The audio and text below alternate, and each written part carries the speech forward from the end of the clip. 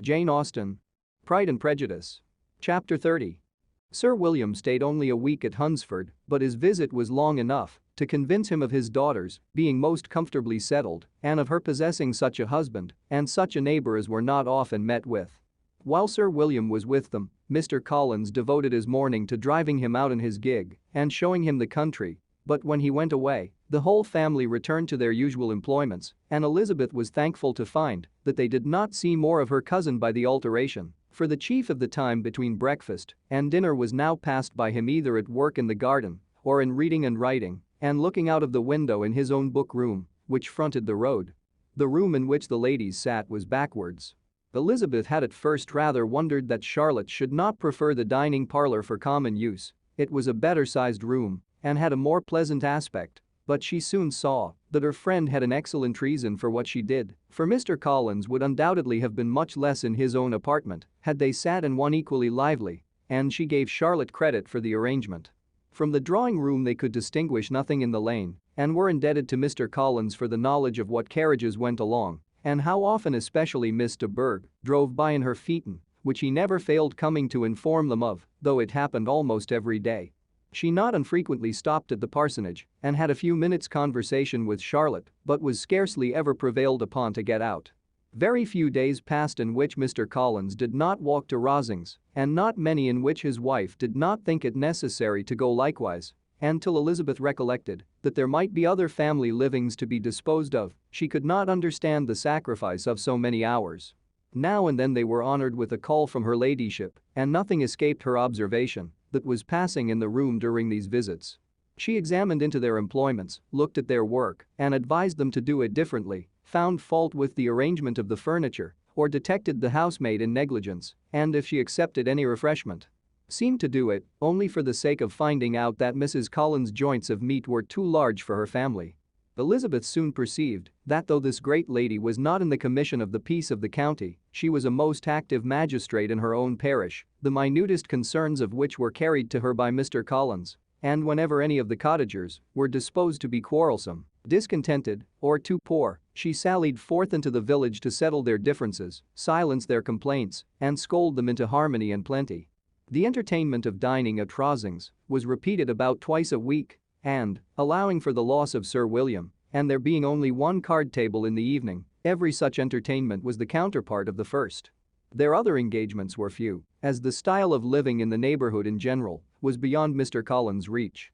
This, however, was no evil to Elizabeth, and upon the whole she spent her time comfortably enough. There were half hours of pleasant conversation with Charlotte, and the weather was so fine for the time of year that she had often great enjoyment out of doors. Her favorite walk, and where she frequently went, while the others were calling on Lady Catherine, was along the open grove which edged that side of the park, where there was a nice sheltered path, which no one seemed to value but herself, and where she felt beyond the reach of Lady Catherine's curiosity. In this quiet way, the first fortnight of her visit soon passed away. Easter was approaching, and the week preceding it was to bring an addition to the family at Rosings, which in so small a circle must be important.